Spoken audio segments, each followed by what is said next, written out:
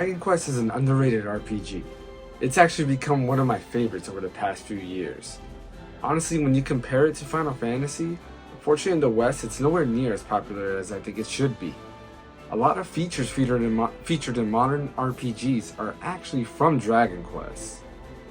But I'm not here to talk about Dragon Quest mainline RPGs. I'm actually going to talk about Dragon Quest Builders 2.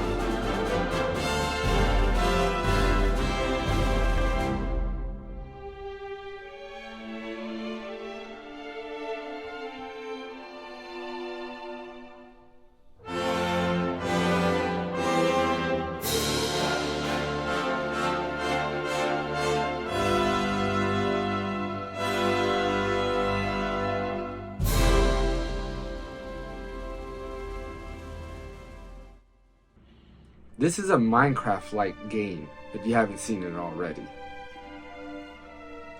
It features building elements that were introduced in Minecraft, but it puts a twist to it. There's actually a story to actually play.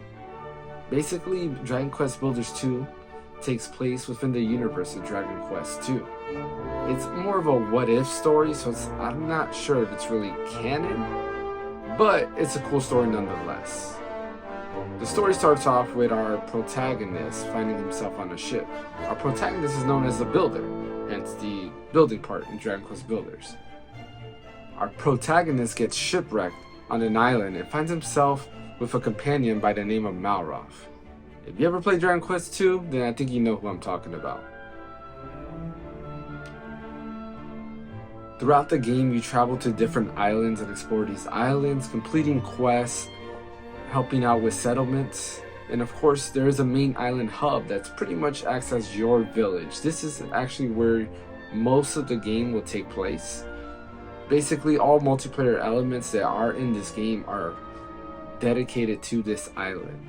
This island is where you actually continue to build up, and as the story progresses you get new materials to help build out this island.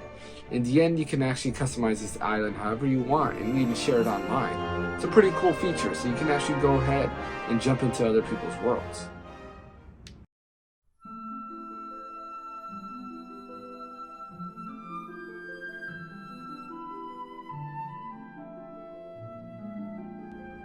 One unique thing about Dragon Quest Builders 2 is actually the way battles are fought.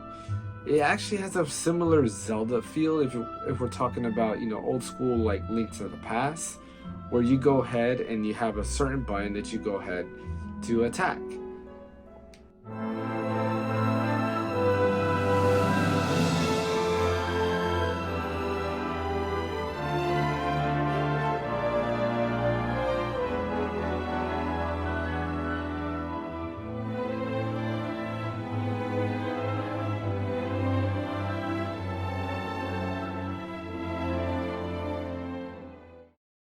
One of the unique things about Dragon Quest Builders 2 is the way it brings in role-playing elements into the game. You do level up as well as your companion Malroth, who also levels up, and you learn unique abilities, such as team attacks, where both of you can team up and do a special move. You also can upgrade your gear, such as your armor, and your weapon, as well as Malroth's weapon. The way you upgrade those gears is actually throughout the story you will find new recipes that allow you to build stronger weapons as well as better armor. The other thing that's unique about this is the way battles are played. If you ever played old school Zelda games such as A Link to the Past, then I think you'll be very familiar with the way battles are. There's also a pretty cool thing that they have going on, where as you're going through these story elements, you get waves of monsters that attack your settlement, and basically you have to fight them off, but the villagers help you out. So you have about 10 of your villagers or so going ahead and fighting these monsters, and you're fighting wave after wave. I think it's a pretty cool feature of Dragon Quest. Honestly, me personally, I was never a big Minecraft fan, but this game definitely got me hooked.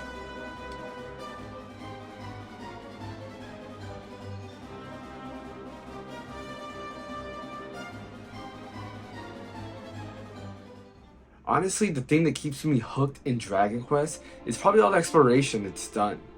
You go through such as a mining area where you go through one section and you're farming maybe bronze ore.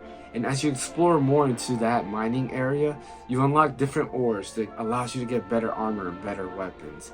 And it's pretty neat. Even when you go back to the main hub area of the individual islands, there's always something to do. You always have things to build. You can always customize how you want these cities to look. I think it's a really cool feature. I can't tell you how many times I found myself going ahead and just building up buildings for no reason.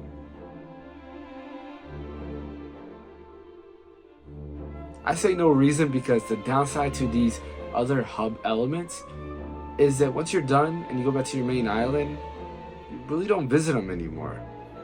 Like I said earlier, the main hub island is kind of your go-to spot. This is the one that you want to really pretty up and really customize. Because all the other elements, there's nothing else there outside of the story elements. But that's not a bad thing, right?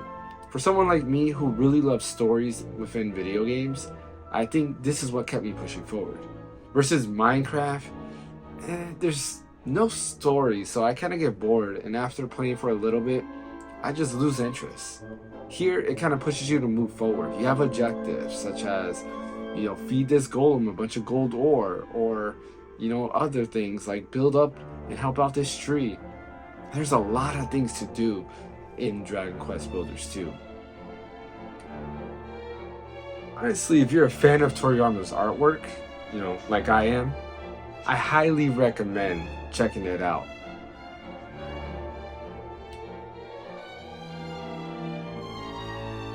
Dragon Quest Builders 2 is available on PlayStation, Xbox, Nintendo Switch, and of course PC. There is also Dragon Quest Builders 1, but that's only available on PlayStation and Nintendo Switch. And actually they did make a mobile port that just came out recently. I do highly recommend Dragon Quest Builders 2. They do improve on the formula that was introduced to Dragon Quest Builders 1. So definitely I recommend to check it out.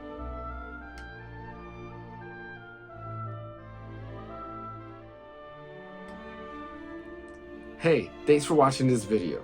Don't forget to like and subscribe. And also don't forget to check out our live streams that we do Tuesday through Friday. For more content, go ahead and visit our playlist. We do have our live stream content, as well as Jesse's Temtem playthrough. And don't forget to watch our podcast that we do weekly. See you on the next episode of The Random Encounter.